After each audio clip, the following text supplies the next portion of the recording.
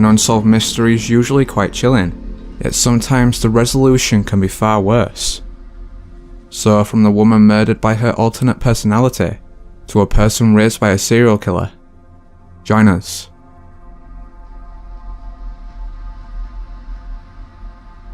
In 1986, 5-year-old Lisa Jensen was abandoned by her father, Gordon Jensen, at a trailer park in California. Fortunately, one of the local families found and adopted her, with the girl revealing that she'd been viciously abused. Because of this, the family contacted authorities, who were able to track Gordon down over the next 2 years. However, after he served 18 months for child abandonment, he skipped parole and vanished once more. Then 12 years later, in 2007, police arrested Lawrence Vanner for murdering and dismembering his wife, Yoo Soon-jin. For the next 8 years, he served a portion of his life sentence, before dying in 2010.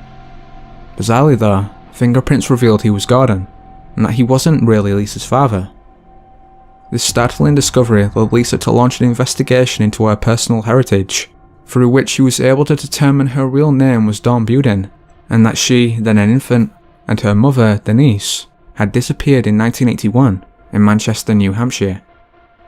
Eerily, this was close to Allenstown, a place that had been the site of the Bearbrook Unsolved murders, in which 4 people were killed between 1977 and 1984, then left in metal drums near Bearbrook State Park. Further, DNA showed that Gordon was the father of one of the Bearbrook victims, whilst witnesses identified him as the same person Denise was dating when she went missing. To police, this confirmed that he was the so-called chameleon killer. At the time of the murders, he'd referred to himself as Bob Evans, though his real name was Terence Peter Ramson. Terence was a Navy dropout, and had abruptly left his wife and 4 kids in December 1974. After this, he drifted around various states, killing his various victims before changing his alias and starting the process again. Eventually, he'd met Denise, and after apparently abducting and killing her, he surprisingly let Dawn live.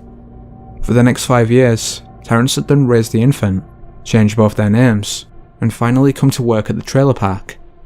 Still, why he chose to spare Dawn continues to remain a mystery.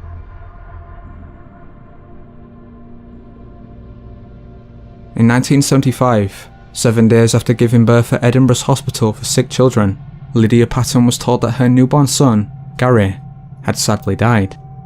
However, when she asked to see him, she was shown a child's body that she was certain wasn't hers. This baby had blonde hair and was big for a newborn, whilst Lydia's was dark-haired and tiny. Her objections though were refuted as a case of postnatal depression, and she was forced to continue with the funeral. Yet as Lydia carried the small coffin of her baby boy, she noted how light it was. This further anomaly led her to conclude that something was being covered up. As such, for decades afterwards, she fought to find the truth, but only recently has a portion of the reality come out. Now 69, Lydia finally won her battle to exhume the coffin. To her shock and horror though, instead of a baby, she found a shawl, a cross, and a name tag with Gary's name spelt wrong. Because of this, Lydia is firmly convinced that her son was one of the victims of organ retention. If true, it wouldn't be the first time. In 1999, the NHS was forced to admit the widespread practice after an investigation at Alderhay Hospital in Liverpool. They found that between 1970 and 2000, around 6,000 organs and tissues had been illegally taken, many from infants. Meanwhile, others have contended that the practice could connect to the black market, whilst even more far-out ideas offer the notion that there is an element of cult activity involved. Still, even if these parts are true, the fact that numerous hospitals stole multiple children's organs without permission is certainly disturbing.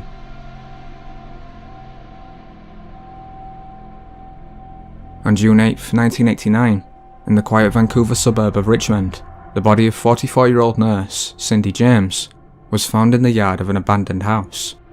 Her hands and feet had been tied up behind her back, and a black stocking had been tightened around her neck, yet an autopsy found she died from a morphine overdose. Even stranger, another coroner concluded that Cindy had died from an unknown event. This was a perplexing end to a perplexing case. From November 1982 until the month she died, Cindy had received over 100 threatening and mysterious phone calls, along with a number of bizarre notes that appeared at her door. At the same time, her porch lights were smashed and her phone line severed, whilst on 5 occasions she was violently attacked. The first time occurred in January 1983, when Cindy's friend Agnes Woodcock dropped by the house for a visit, only to find her crouched down outside, with nylon stocking around her neck. After this, Cindy moved to a new house, painted her car, and changed her name. She also hired private investigator Ozzy Caban. On January 30th, 1984, Ozzy heard strange sounds over a two-way radio he'd given Cindy and went to her house. Finding the door was locked, he looked through the window and saw her lying on the floor with a knife stabbed through her hand. Bizarrely, in hospital, Cindy recalled being attacked by one person, then in other interviews, by 2 or 3. Because of this, authorities became skeptical of her story, especially because she was reluctant to offer details on her alleged attackers. As such, Cindy told her father she would confront the perpetrator herself. However, on May 25, 1989, she disappeared. The same day, her car was found in a neighbour's parking lot, with blood discovered on the driver's side door. Then, 2 weeks later, Cindy's body was found. One prominent theory to explain her mysterious death is that she was harassed and eventually killed by herself, or at least another personality. Though it might seem ludicrous, it would explain much of the case. A brief recording, meanwhile, taken from one of the phone calls, sounds like a woman imitating a heavy male voice.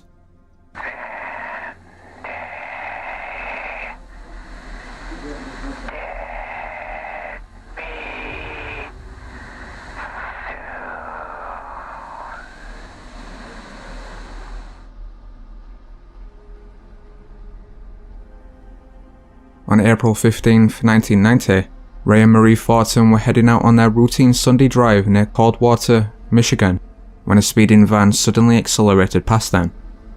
Around half an hour later, they noticed the same van parked by an abandoned church, and disturbingly saw that the driver was carrying a bloody sheet. Now obviously alarmed, the couple drove on, debating whether or not they should return to the scene. Yet before they could make a decision, the van appeared behind them, and aggressively rode their bumper for the next 3 miles. Finally, Ray turned off the highway, whilst the van pulled off to the side of the road. Still, despite this scary experience, the couple remained curious, and as the driver changed his license plates, the pair drove back to the church. There they looked around for signs of the bloody sheet, and eventually, they found it in a recently unearthed animal hole. At this point, Ray and Marie called the police. For the next couple of days, the identity of the driver remained a mystery, before police concluded it was Dennis Depew, and that the body in the bloody sheet belonged to his wife, Marilyn. For 18 years, the two had shared a violent marriage, until their divorce was finalised in December 1989. However, despite Marilyn changing the locks, Dennis routinely broke into their old house, and on one occasion, after an argument, he pushed her down the stairs and proceeded to beat her.